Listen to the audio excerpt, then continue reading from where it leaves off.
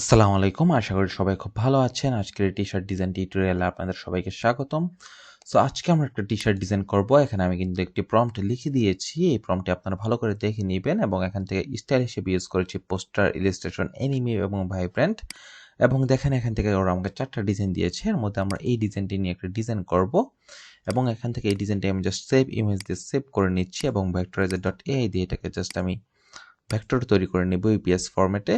এটা কিন্তু সবাই ইতিমধ্যে জেনে গিয়েছেন। আমি সবসময় ইউজ করি vectorizer.ai এবং এটা একটি জনপ্রিয় এআই টুলস, যেটা দিয়ে আপনি যে কোনো ধরনের ইমেজকে বা রাস্টার ইফেক্টকে সেটাকে ভেক্টর রূপান্তরিত করে ফেলতে পারবেন। জাস্ট দেখেন এটা কিন্তু ভেক্টর হয়ে গিয়েছে। জাস্ট এবার আমি ডাউনলোড করে দিচ্ছি এবং জাস্ট এখান থেকে ডাউনলোড করে দিব।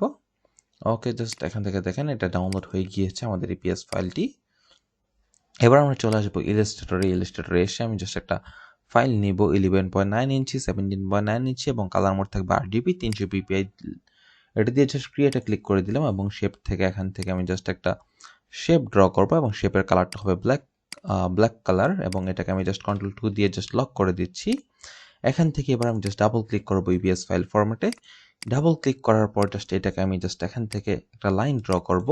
লাইনটাকে আমি জাস্ট এখান থেকে সিলেক্ট করব ম্যাজিক ওয়ান টুল দিয়ে এবং এটাকে আমি জাস্ট ডিলিট করে দিব। তাহলে দেখবেন ভিতরে সবগুলো স্ট্রোক সহ ডিলিট হয়ে যাবে। এবার আমি জাস্ট এটাকে আনগ্রুপ করে নিচ্ছি। এখান থেকে জাস্ট আনগ্রুপ করে নিলাম এবং এখান থেকে জাস্ট এগুলোকে আমি জাস্ট ডিলিট করে দিচ্ছি এটাকে। ওকে ফাইন, জাস্ট এগুলো আমি ডিলিট করে দিলাম। এবার সবগুলোকে একসাথে ধরে Ctrl+G দিয়ে গ্রুপ করে এবার জাস্ট আমি এখান থেকে এটাতে নিয়ে আসছি। ওকে, সো এখান থেকে জাস্ট এরকম করে নিয়ে আসলাম আমরা আমাদের আর্টবোর্ডটাতে এনে জাস্ট একটু মিডল অ্যালাইনমেন্ট করে দিলাম আর্টবোর্ডের। এবার আমি এখান থেকে একটা কোয়াট নিয়ে আসবো, লাভ ইউ ফুরি মাছ।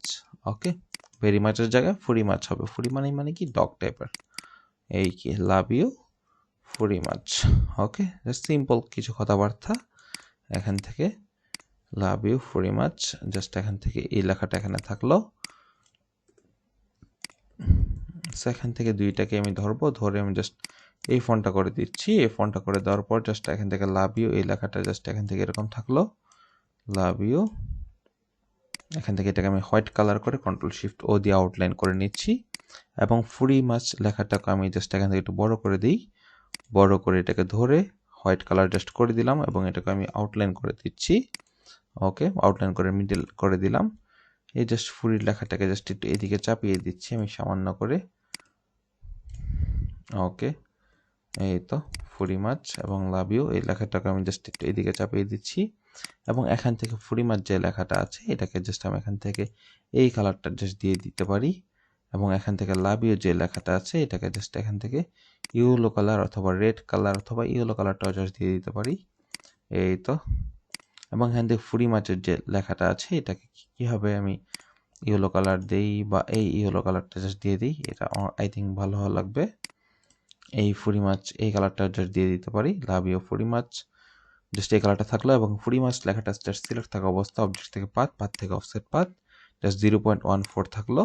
এখান থেকে এটাকে একটু এক্সপান্ড করে এটাকে Ctrl+X দিয়ে জাস্ট কাট করে নিলাম। এবার ডিজাইনটা সিলেক্ট করে ট্রান্সপারেন্সি প্যানেল থেকে মেক মাস্ক করে ক্লিপ করে দিব এবং হোয়াইট বক্সটাতে জাস্ট ক্লিক করে Ctrl+F দিয়ে জাস্ট পেস্ট করে এখান থেকে ব্ল্যাক কালারটা আমি জাস্ট সিলেক্ট করে দিব এবং পরবর্তীতে আবার ডিজাইন বক্সে আমি জাস্ট ক্লিক করে দিব। ওকে, ট্রান্সপারেন্সি প্যানেল থেকে। সো দেখেন আমার টেক্সটটা দিয়ে কিন্তু ডিজাইনটাকে একটু কাট করেছি।